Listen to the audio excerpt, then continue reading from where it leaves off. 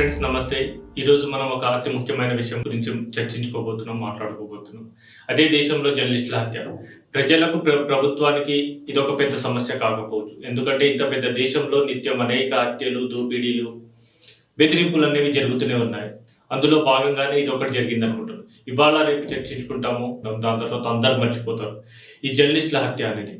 ఇదే వృత్తిలో మనం ఉంటున్నాం కాబట్టి ఈ వృత్తిలో ఉన్న ఈ జర్నలిస్టుల హత్య గురించి మనం చర్చించాల్సిన అవసరం ఎంతైనా ఉంది. దీనిపైన డిస్కస్ చేసి ఇలాంటివి భవిష్యత్తులో జరగకుండా తీసుకోవాల్సిన చర్యల గురించి కూడా మాట్లాడాల్సిన అవసరం ఎంతైనా ఉంది. ఎందుకంటే ప్రస్తుతం దేశంలో జర్నలిస్టుల పైన హత్యలు కావచ్చు, దోపిడీలు కావచ్చు, దాడులు కావచ్చు ఎందుకు జరుగుతున్నాయి అంటే ముఖ్యంగా మారిన పాలకుల ధోరణి కావచ్చు, ఆర్థిక పరిస్థితులు కావచ్చు, వ్యాపార ధోరణి కావచ్చు, రాజకీయ నాయకుల వ్యాపార ధోరణి కావచ్చు. వాళ్ళను నిత్యం ప్రశ్నించడం, వారి సమస్యలను, వాళ్ళు చేస్తున్న అవినీతిని, వారు చేస్తున్న తప్పులను ఈ జర్నలిస్టులు ఏదో ఒక రూపంలో ఎక్కడో ఒక సోషల్ మీడియాలో కావచ్చు, ప్రధాన మీడియా స్రవంతిలో కావచ్చు ప్రశ్నించడమే వారికి శాపంగా మారుతుంది. 3 రోజుల క్రితం బస్తర్లో ముఖేష్ చంద్రకర్ అనే ఒక జర్నలిస్ట్ ని హత్య చేశారు. అతన్ని కిడ్నాప్ చేసి అత్యంత పాశవికంగా మర్డర్ చేశారు. అతన్ని పోస్ట్ మార్టం రిపోర్ట్ పరిశీలిస్తే మాత్రం ఎంత దారుణంగా హత్య చేశారనే విషయాన్ని ఒళ్ళు జలకరిస్తుంది. అతన్ని హత్య చేసిన విధానం 15 చోట్ల దెబ్బలు తాకి ఉన్నాయి. 5 పక్కటెముకలు రిబ్స్ విరిగిపోయినవి.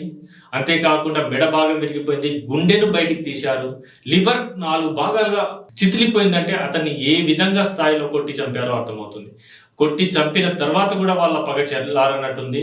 అతన్ని తీసుకెళ్లేసి సెప్టిక్ ట్యాంక్ లో వేసేసి దానిపైన సిమెంట్ కప్పేశారు. ఇలాంటి హత్యలు జరుగుతున్న ఏ రాజకీయ పార్టీలు కూడా కాంక్రీట్ గా వీటిపైన మాట్లాడటం లేదు. పారిశ్రామికవేత్తలు కావచ్చు, విద్యావంతులు, మేధావులు అని చెప్పుకునే అనేక మంది కూడా జర్నలిస్టుల హత్యపై మాట్లాడకుండా ఏదో సోషల్ మీడియాలో 1-2 పోస్టులు చేయడం, 1-2 రోజులు మాట్లాడడం అంతేగాని దీనిపైన ఒక కాంక్రీట్ అయినా ఒక చట్టం కానీ ఏదైనా కావాలనే విషయాన్ని ప్రశ్నించడం లేదు, ఎవరు అడగడం లేదు.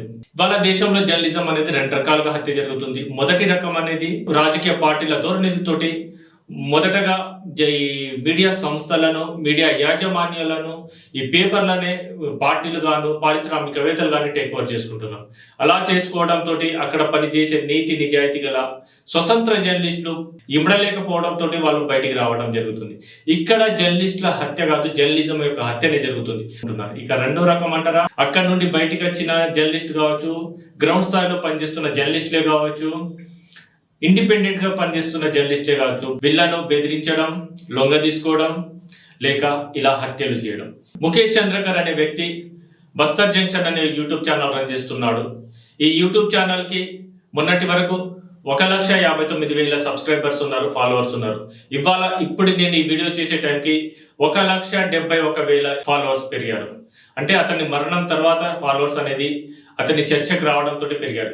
కానీ ఒక ఆదివాసీ ఏరియాలో ఉంటూ, ఎవరికి అభివృద్ధికి చాలా దూరంలో ఉండే ఏరియాలో ఉంటూ కూడా ఒక యూట్యూబ్ ఛానల్ రన్ చేసుకుంటూ ఇంతమంది ఫాలోవర్ని సంపాదించడం అంటే మామూలు విషయం కాదు. అదేవిధంగా అతను యూట్యూబ్ ఛానలే కాకుండా ఎన్డీటీవీకి కూడా కంట్రిబ్యూటర్ గా వర్క్ చేస్తున్నాడు. గత నెల డిసెంబర్ 25వ తేదీన అక్కడ స్థానికంగా ఒక రోడ్డు నిర్మాణంలో జరుగుతున్న అవినీతి, నాణ్యత లోపం, టెండర్ వేసే నాటికి దానికి 60 కోట్లకు ప్రభుత్వం అంగీకరిస్తే దాని తర్వాత దానిని 120 కోట్లకు పెంచారనేది ఆరోపణ.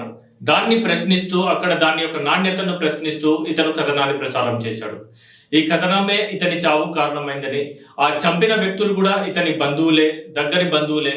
మాట్లాడుకుందాం రమ్మని తీసుకెళ్లేసి అత్యంత దారుణంగా, ప్రణాళికబద్ధంగా అతన్ని హత్య చేశారు. ముఖేష్ చంద్రకర్ ని హత్య చేసిన ప్రధాన నిందితుల్లో ఒకరిని హైదరాబాద్ లో 2 రోజుల క్రితం అరెస్ట్ చేసి ఛత్తీస్గఢ్ తీసుకెళ్లారు. ప్రత్యేక సీట్ ను ఏర్పాటు చేసిన అక్కడ స్థానిక ప్రభుత్వం ఉన్న మరో 3 నిందితులను పట్టుకున్నట్టు ప్రకటించింది. కానీ ఈ మరణంపై వాస్తవాలను దేశ ప్రజలకు వివరించాలని press club of India demand చేసింది. అభివృద్ధికి దూరంగా ఉన్న ఈ బస్తర్ ప్రాంతంలో ఈ ప్రధాన నిందితుడు వివాహం పెద్ద చర్చకు దారితీసింది. వివాహానికి అత్తవారింటికి హెలికాప్టర్లలో వెళ్లడం, కోట్ల రూపాయలు ఖర్చు చేయడం, రష్యా నుండి డాన్సర్లను తీసుకువచ్చి తన పెళ్లి వేడుకలను జరపడం అనేక వివాదాలకు కారణమైంది, అనేక చర్చలకు కారణమైంది. అంతర్జాతీయ స్థాయిలో భారతదేశంలో మీడియా స్వేచ్ఛ, జర్నలిస్టుల స్వేచ్ఛ, మీడియాపై నియంత్రణ తదితర విషయాలు మన పొరుగున దేశాలైన పాకిస్తాన్, బంగ్లాదేశ్ తోటి పోటీ పడుతున్నామని అంతర్జాతీయ మీడియా సంస్థలు విశ్లేషిస్తున్నాయి. 2023 సంవత్సరంలో దేశవ్యాప్తంగా 5 జర్నలిస్టులు హత్య చేయబడ్డారు. 226 మెంబర్స్ మీద హత్యాయత్నం కావచ్చు, వాళ్ళని టార్గెట్ చేయడం కావచ్చు, బెదిరించడం కావచ్చు, అలాంటివి జరిగాయి. వీటిలో ముఖ్యంగా ఢిల్లీలో 54 మందిపై, పశ్చిమ బెంగాల్లో 25 మందిపై, 22 మంది మణిపూర్లో, 20 మంది యూపీలో, జార్ఖండ్లో 11 మందిపై ఏదో ఒక విధంగా జర్నలిస్టుపై దాడులు జరిగినాయి. దాని తర్వాత స్థానంలో కేరళ, తెలంగాణ, అస్సాం, బీహార్ రాష్ట్రాలు ఉన్నాయి.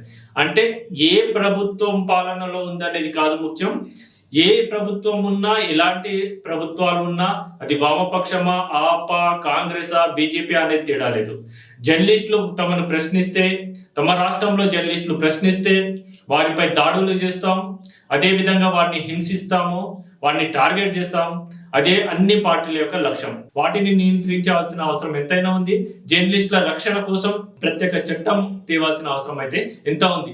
ఇప్పుడు డిజిటల్ మీడియా విస్తరిస్తున్న క్రమంలో ఇండిపెండెంట్ జర్నలిస్టుల పాత్ర పెరుగుతుంది. వాళ్ళు సొంతంగా యూట్యూబ్ ఛానళ్ళు అలాంటివి స్టార్ట్ చేసుకుని సోషల్ మీడియాలో బయటికి వస్తున్నారు.